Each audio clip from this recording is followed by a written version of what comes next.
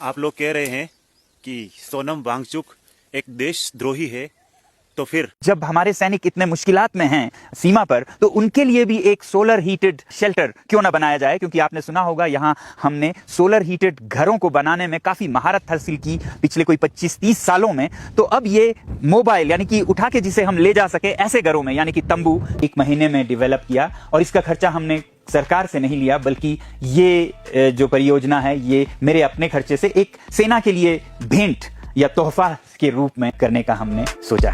Boycott China का नारा किसने दिया था? देश की इस चीजों का इस्तेमाल करो, ज्यादा से ज्यादा हिंदुस्तानी चीजों का उपयोग करो और चाइना की चीजों का बहिष्कार करो। मोबाइल है आपके पास, एंड्रॉइड, गूगल खोलिए, उस पर डालिए कि बाइकॉट चाइना का नारा किसने दिया। इसी इंसान ने दिया जिसके लिए आप कह रहे हो ना देशद्रोही है। देशद्रोही अगर होता तो बाइकॉट चाइना का नारा नहीं देता, समझ गए? और दूसरी बात, इसने अगर श्री राम भगवान और माँ सीता के लिए अगर कुछ कहा है तो उसके लिए मैं भी इसको माफ नहीं करूंगा। लेकिन अभी जो प्रोटेस्ट कर रहा है, चलो ये जिसका साथ दे रहा है वो गलत है, वो देश विरोधी नारा लगाने वाले लोग हैं, लेकिन उनके चक्कर में क्या ऐसे इंजीनियर को खो देना चाहिए जो देश को आगे बढ़ाने की सोचता है, जो इंडियन सेना को मजबूत करना चाहता है? क्या ऐसे इंसान को खो देना चाहिए? अब आप ही खुद बताइए कि क्या ऐसे इंसान को, उनके चक्कर में ऐसे इंसान को खो देना चाहिए?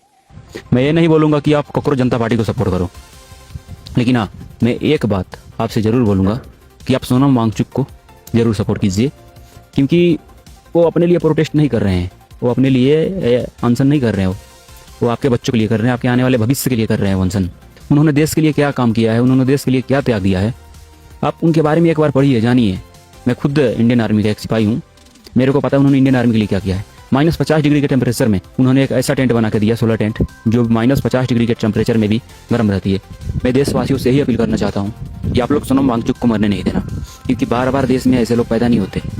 ऐसा ना हो जाए कि देश में ऐसे सोनम वांगचुक के जैसे लोग पैदा होना ही बंद हो जाए, और आपके बच्चों के लिए और इन्वायरमेंट के लिए और इस देश के लिए काम करना और इस देश के लिए आवाज़ उठाना ही लोग बंद कर दे। क्योंकि अगर सोनम वांगचुक की डेथ हो गई इस प्रोटेस्ट में, देश की संतुलन तो खराब हो ही जाएगा, साथ में फिर आपके लिए, आपके बच्चों के भविष्य के लिए कोई ऐसे आगे नहीं आएगा और कोई ऐसे आमरण अनशन पे नहीं बैठेगा।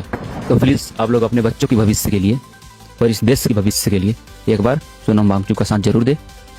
बिना किसी जाति, धर्म, पार्टी, पॉलिटिक्स के भेदभाव के आप लोग ज़्यादा से ज़्यादा भीड़ इकट्ठा हो जंतर मंतर पे और सोनम वांगचुक का साथ जरूर दे। जय हिंद, जय भारत। जवाब जरूर देना मेरे इन क्वेश्चन का कि अगर देश विरोधी है और देश का द्रोही है तो फिर क्या वो बाइकॉट चाइना का नारा देता? नहीं देता, समझ गए? जय हिंद, जय माँ भारती, इनकलाब जिंदाबाद, भारत माता की जय।